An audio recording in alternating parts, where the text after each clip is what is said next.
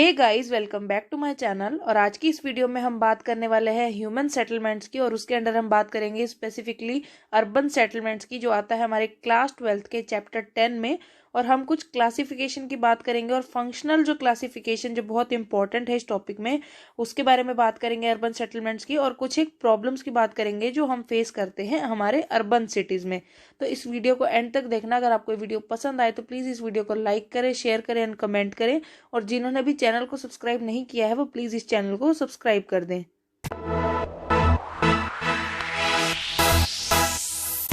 तो इसी के साथ वीडियो को शुरू करते हैं और सबसे पहले जो देखते हैं कि अर्बन सेटलमेंट्स क्या होती हैं। तो लास्ट वीडियो में हमने बात की थी रूरल सेटलमेंट्स की, इनकी क्लासिफिकेशन और इनके पैटर्न्स की भी बात की थी। तो जिसने भी वो वीडियो नहीं देखी है वो जाकर देख सकता है। The link will be in the description और इन द आई बटन। तो urban settlements have grown at a rapid pace during the recent past. तो हम 2 to 3 डिकेट्स में अगर देखें कि जो अर्बन सेटलमेंट है उनकी ग्रोथ जो है वो बहुत रैपिड है, बहुत ही ज़्यादा फास्टली जो हमारे अर्बन सेटलमेंट्स हैं वो इंक्रीज कर रहे हैं। और जो अगर हम हिस्ट्री की बात करें तो London was the first city to reach 1 million mark in AD 1810। तो 1 मिलियन इक्वल्स टू 10 लाख, मतलब 10 लाख किसी भी एरिया की पॉपुलेशन जो थी वो सबसे पहले जो ये मार्क था, एक बेंच मार्क था, वो हमारा जो पूरा किया था वो किया था लंदन सिटी ने, जो फर्स्ट सिटी थी to reach 1 million mark in AD 1810। And there were as many as 175 cities in the world which have crossed 1 million mark by 1982। तो इसके बीच में 1810 टू 1982 के बीच में जो 175 सिटीज थी उन्होंने भी जो है ये रैंक को पार कर लिया। And total percent of world's population living in urban areas according to 2011 census is 52%। की पूरे वर्ल्ड में इस टाइम पर जो 2011 की सेंसस के डेटा है जो उसके अकॉर्डिंग जो हमारी अर्बन पॉपुलेशन है वो है 52%। क्लासिफिकेशन ऑफ अर्बन सेटलमेंट्स की कौन से ऐसे बेसिस हैं जिन पे जो हम अर्बन सेटलमेंट्स को है क्लासीफाई कर सकते हैं, and on the basis of size of population, occupational structure and administrative setup. तो फर्स्ट हमारे पास है पॉपुलेशन साइज की। एक अर्बन सेटलमेंट को अर्बन सेटलमेंट होने के लिए, एक अर्बन एरिया होने के लिए जो पॉपुलेशन क्राइटेरिया है वो कितना होता है। तो almost all the countries size of the population is taken as basic criteria for designating a settlement as urban area. तो किसी भी एक एरिया को अर्बन होने के लिए जो एक उसका क्राइटेरिया फर्स्ट है वो है उसकी पॉपुलेशन साइज। और the number of people differ from country to country. तो ये डिफरेंटली होता है हर कंट्री में, कि अगर किसी एक कंट्री में, अगर हम कोलंबिया की बात करें तो इसकी लोअर लिमिट जो होगी वो 1500 होगी, कि अगर कोलंबिया के किसी भी एक एरिया में 1500 पर्सन्स रह रहे हैं इट मीन्स वो अर्बन एरिया है। And in USA and Thailand 2500 जो इसकी लोअर लिमिट है। और वैसे ही इंडिया की अगर हम बात करें तो इंडिया में जो साइज ऑफ पॉपुलेशन है वो होनी चाहिए हमारी 4000 पर्सन्स पर स्क्वायर किलोमीटर। ये इसकी डेंसिटी है कि इतनी इसकी डेंसिटी होनी चाहिए, तभी जो एरिया होगा इंडिया में वो एक अर्बन एरिया माना जाएगा। तो नेक्स्ट जो रिक्वायरमेंट है हमारे पास वो है ऑक्यूपेशनल स्ट्रक्चर। तो बहुत सारी कंट्रीज में ऐसा है कि जो अर्बन सेटलमेंट्स हैं वो एक इकोनॉमिक बेस मानी जाती हैं, जहाँ पर सारी ह्यूमन एक्टिविटीज जो हैं वो वहाँ पर एक बेस होता है, जहाँ पर इकोनॉमिक्स जो है वो बहुत स्ट्रॉन्ग होती है। हमारी जो इकोनॉमी है उसका बेस माना जाता है। और इंडिया में अगर हम देखें तो एक सेटलमेंट को अर्बन होने के लिए क्या चाहिए, मोर देन 75% जो उसकी वर्क फोर्स है वो इंगेज होनी चाहिए नॉन एग्रीकल्चरल एक्टिविटीज़ में। इट मीन्स यहाँ पर कोई भी प्राइमरी एक्टिविटीज से जो है पर्सन नहीं होना चाहिए फॉर 75%। तो 75% के जो लोग होंगे वो या तो सेकेंडरी एक्टिविटीज में होंगे, टर्शरी, क्वार्टनरी या क्वीनरी एक्टिविटीज में जो है वो इंगेज होंगे।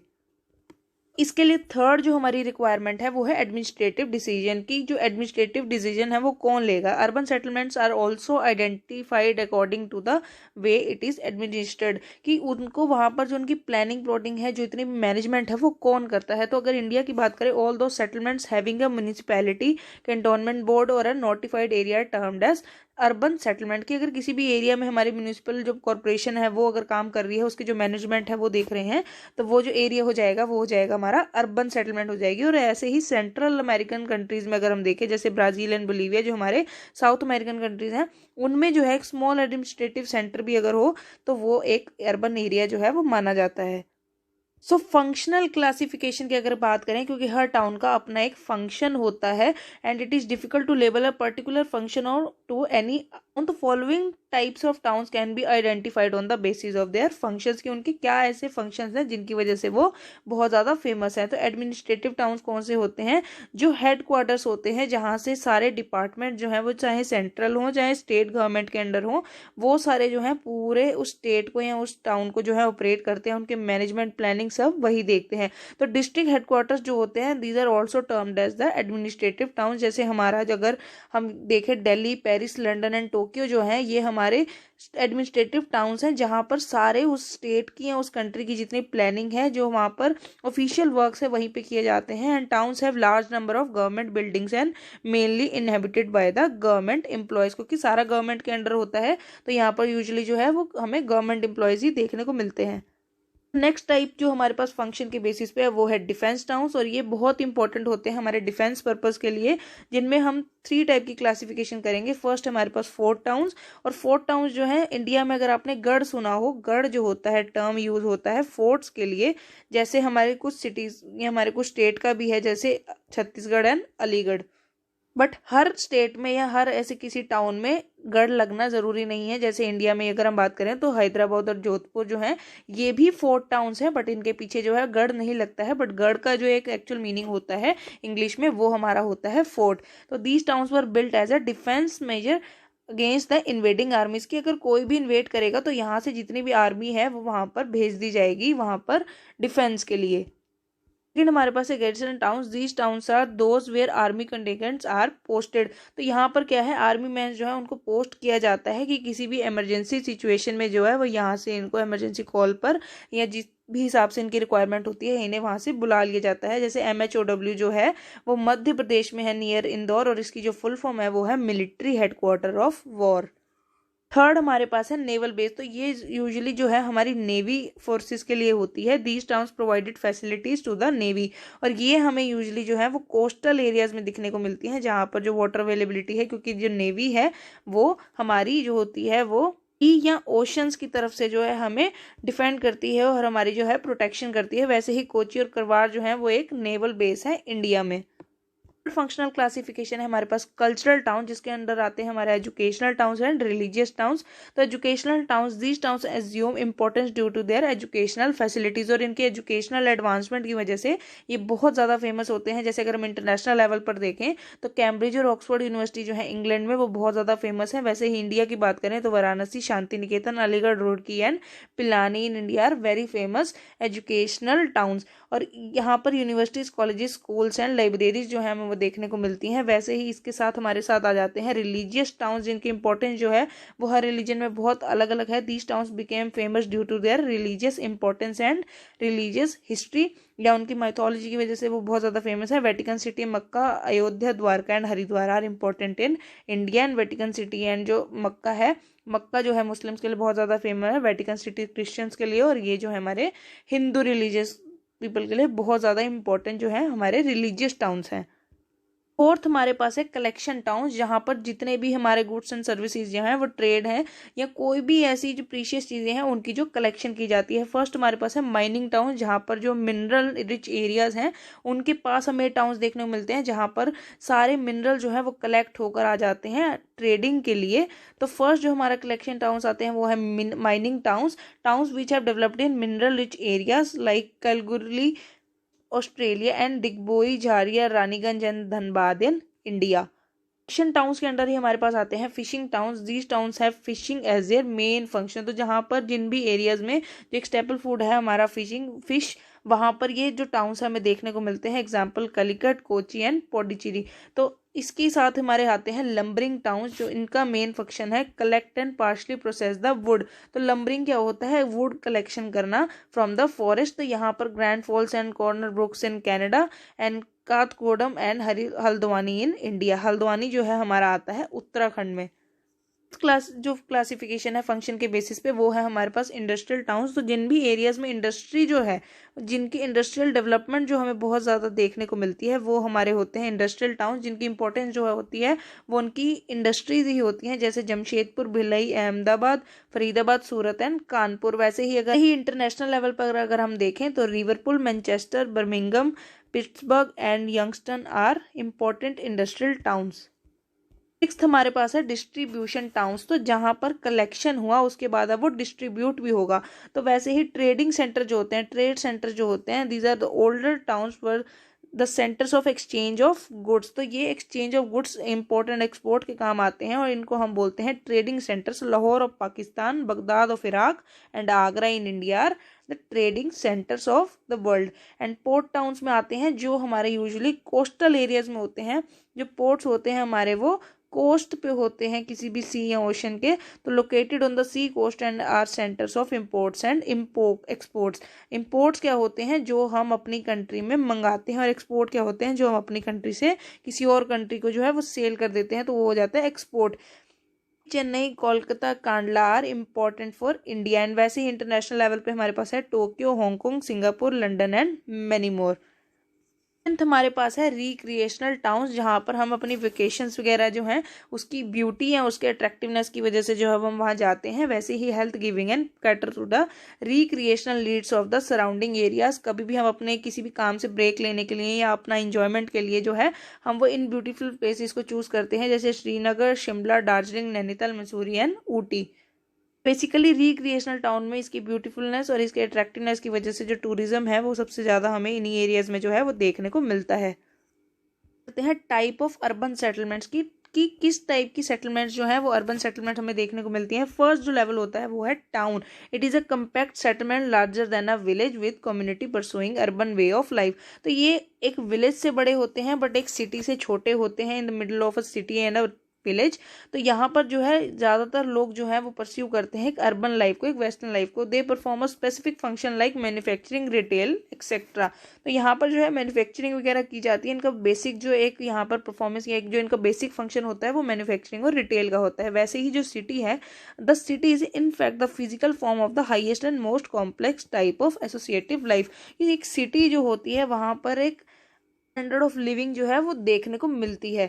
वैसे ही इसके हमारे पास है कॉन्वर्बेशन। इसका मीनिंग क्या होता है कि जब हमारे पास कोई एक टाउन था, ये हमारे पास दो टाउन है ए एंड बी, अब इनका धीरे धीरे क्या होगा, यहाँ पर एक्सपेंशन शुरू होगा क्योंकि जो नियर बाय विलेजेस के लोग हैं यहाँ पर क्या है माइग्रेट करना स्टार्ट कर देंगे फॉर बेटर एम्प्लॉयमेंट या बेटर इनकम। तो यहाँ क्या होगा, ये धीरे धीरे जो है एक्सपैंड होता चला जाएगा। तो ये जो इसका एक्सपेंशन होगा, जो कंटिन्यूस इसका एक्सपेंशन होगा, इसको हम बोलते हैं। The term conurbation was first coined by Patrick Geddes. तो ये हमने याद रखना है कि जो टर्म्स हैं किन्होंने दी थी, तो पैट्रिक गेडिस जो थे उन्होंने सबसे पहले कॉन्वर्बेशन जो है वो टर्म कंसेप्ट दिया था। It is applied to a large area of urban development that resulted from the merging of originally separate towns and cities. तो ये एक जगह से यहाँ से जो है ये एक्सपैंड होने के बाद अपने आप में ही एक बहुत बड़ा जो है कि सिटी जो है बन जाएगा, एक अर्बन एरिया जो है एज एन अर्बन एरिया जो है डेवलप हो जाएगा। वैसे ही नेक्स्ट हमारे पास है मेगालोपोलिस। तो मेगालोपोलिस जो है वो ग्रीक वर्ड है, इट मींस ग्रेट सिटी, और इसका कंसेप्ट जो है वो सबसे पहले दिया था जीन गॉटमैन ने। And its size super metropolitan region expanding as union of conurbation. की अगर जब दो है कि जो हमारे पास ऑलरेडी दो टाउन्स थे जो एक्सपैंड हो चुके हैं, अर्बनाइज हो चुके हैं, कॉन्वर्बेशन के अंडर आते हैं, ये क्या होगा जब दो से ज़्यादा कॉन्वर्बेशन जो है एरियाज वो एक बड़े एरिया में एक्सपैंड कर ये जब इतने ज़्यादा एक्सपैंड हो जाएंगे कि आपस में एक ही टाउन सिटी बन जाएंगे, इसको हम बोलते हैं मेगालोपोलिस। इंडिया में जो हमारे दिल्ली रीजन है, एनसीआर रीजन है दिल्ली का, उसको भी जो हम बोलते हैं मेगालोपोलिस बोलते हैं, जहाँ पर दो से ज़्यादा कॉन्वर्बेशन जो है आपस में आते हैं। वैसे ही नेक्स्ट हमारे पास है मिलियन सिटी। तो जैसे नाम से ही पता लग रहा है कि जहाँ की पॉपुलेशन या तो 1 मिलियन हो या उससे ज़्यादा। तो फर्स्ट जो एक सिटी थी जिस बेंचमार्क को वो थी हमारी लंदन सिटी। एंड नेक्स्ट है हमारे पास mega city, suburbs with a population of more than 16 million people. तो कोई भी एक मेगा सिटी ऐसे होगी जब उसकी पॉपुलेशन जो है वो 16 मिलियन जो है वो क्रॉस कर जाएगी। तो इनमें हम 5 सिटीज लेते हैं, Tokyo in Japan, Mexico city in Mexico, New York in USA, Mumbai and Delhi in India. तो अगर आप ये जो हमारी टॉप 5 जो हमारी ये सिटीज़ हैं वर्ल्ड की मेगा सिटीज़, अगर आप ये मेंशन कर दोगे तो you will score good marks in your exams. Urban areas का जो है एक्सपेंशन हो रहा है, जो यहाँ पर माइग्रेशन हो रहा है, तो उनसे कुछ ना कुछ प्रॉब्लम जो है क्रिएट होती हैं किसी भी एक अर्बन एरिया में। तो वो किस टाइप की हमारे पास प्रॉब्लम्स होती हैं किसी भी एक डेवलपिंग कंट्री में भी वो डिस्कस करते हैं। फर्स्ट है uncontrolled and haphazard growth of towns and cities. तो अगर कोई भी प्रॉपर प्लानिंग या मैनेजमेंट ना हो, कोई भी एक सिस्टमेटिक वे ना हो हमारे अर्बन एरिया के एक्सपेंशन का, तो वो एक प्रॉब्लम क्रिएट कर सकता है उस अर्बन एरिया के लिए, उस सिटी के लिए। And Asia is experiencing one of the fastest growths of urbanisation. तो एशिया एक ऐसा कॉन्टिनेंट है जिसकी पॉपुलेशन अगर देखी जाए तो सबसे ज़्यादा है, क्योंकि जितनी भी हमारी चाइना, इंडिया, ये कंट्रीज़ हैं, तो ये टॉप 2 कंट्रीज ही जो पूरे वर्ल्ड की हैं जो सबसे ज़्यादा पॉपुलेशन रखती हैं, वही हमारी आती हैं एशिया कॉन्टिनेंट में। तो वैसे ही एशिया की जो एक एक्सपेंशन है अर्बनाइजेशन में, जो ग्रोथ है, वो बहुत ज़्यादा फास्ट है। And Asia is fast becoming a region of cities and towns. तो यहाँ पर विलेजेस जो हैं बहुत कम हो जाएंगे आने वाले टाइम में। And already more than 36% of world's urban population, तो पूरे वर्ल्ड के 100% जो हमारी पॉपुलेशन है उसमें से ऑलरेडी मोर देन 36% जो है वो वर्ल्ड की पॉपुलेशन अर्बन जो है वो एशिया कंट्रीब्यूट करता है। और बाय 2030 जो है हाफ ऑफ द एशियाज 53.4% भी will be living in urban areas. तो 53.4 मोर लाइक डबल ही हो जाएगी एशिया की इन 2030।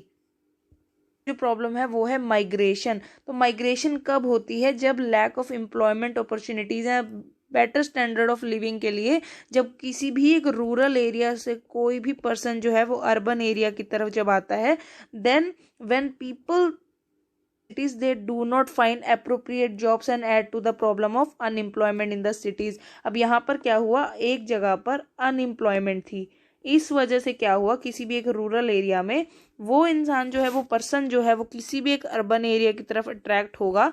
ये जो है यहाँ से इसको पुश करेगा और ये जो है इसको पुल करेगा। तो यहाँ से हमारे आ जाते हैं पुश एंड पुल फैक्टर्स। तो ये जब पुश करेगा इसको अर्बन एरिया की तरफ, तो अर्बन एरिया इसको क्यों पुल करेगा? क्योंकि यहाँ पर जो है बेटर अपॉर्चुनिटीज़ हैं। बट बेटर अपॉर्चुनिटीज़ किन के लिए हैं? सिर्फ स्किल्ड लेबर के लिए, जिनके पास कोई स्किल है। अब यहाँ से बहुत सारे लोग जो हैं जिनको यहाँ पर अनएम्प्लॉयमेंट की प्रॉब्लम आ रही होती है, वो अर्बन एरियाज में माइग्रेट कर जाते हैं। बट जो कि स्किल्ड नहीं होते हैं, एजुकेटेड नहीं होते, उनको यहाँ बेटर अपॉर्चुनिटीज़ का भी कोई फ़ायदा नहीं मिलता। इस वजह से यहाँ पर भी वो रहकर यहाँ तो वो बहुत लो वेजेस में काम करते हैं या अंडर एम्प्लॉयड रहते हैं। इस वजह से यहाँ पर जो अर्बन एरिया है उसमें एक बहुत बड़ी अनएम्प्लॉयमेंट की प्रॉब्लम जो है वो देखने को मिलती है। सोशल प्रॉब्लम्स, तो सोशल प्रॉब्लम्स कैसे आते हैं? In the shortage of housing, transport, education and health. तो अगर यहाँ कैसे होंगी, अगर हमारे पास कोई अर्बन एरिया है, वहाँ पर सिर्फ 700% जो है उनकी रिक्वायरमेंट है, या जो एक उसकी लैंड कैपेसिटी है वो सिर्फ 700 है।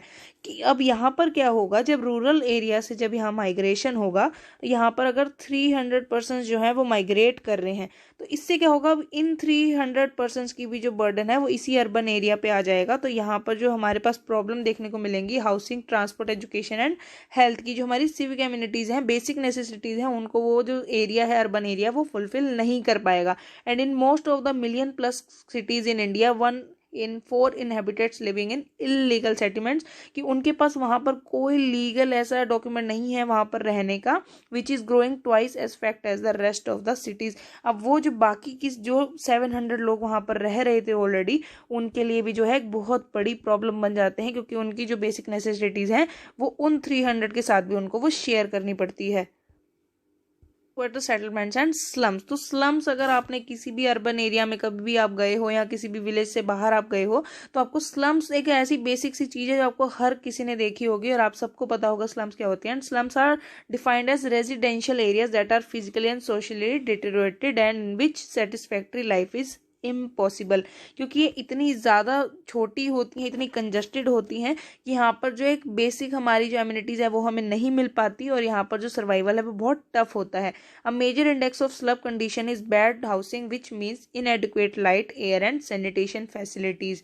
तो धारावी जो इसका एक बहुत बड़ा एग्जाम्पल है इंडिया में, जो मुंबई में हमारी धारावी स्लम है, it is the biggest slum of Asia. तो पूरे एशिया कॉन्टिनेंट की सबसे बड़ी जो स्लम है वो धारावी है, जहाँ पर हमें बहुत ज़्यादा प्रॉब्लम देखने को मिलती है।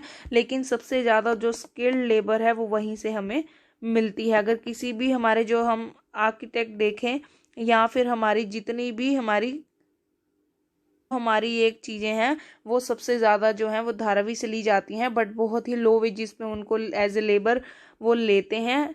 उनकी जो वेजेस होती हैं वो बहुत ही कम होती हैं, बट जो प्रोडक्ट होता है उनको वो बहुत हाई रेट में जो है इंटरनेशनली सेल करते हैं, जिस वजह से आज भी वहाँ पर जो है वो लो इनकम की वजह से people has to suffer a lot. इतना ही। अगर आपको ये वीडियो पसंद आई हो तो प्लीज़ इस वीडियो को लाइक करें, शेयर करें एंड कमेंट करें, और जिसने भी चैनल को अभी तक सब्सक्राइब नहीं किया है वो प्लीज़ इस चैनल को सब्सक्राइब कर दे।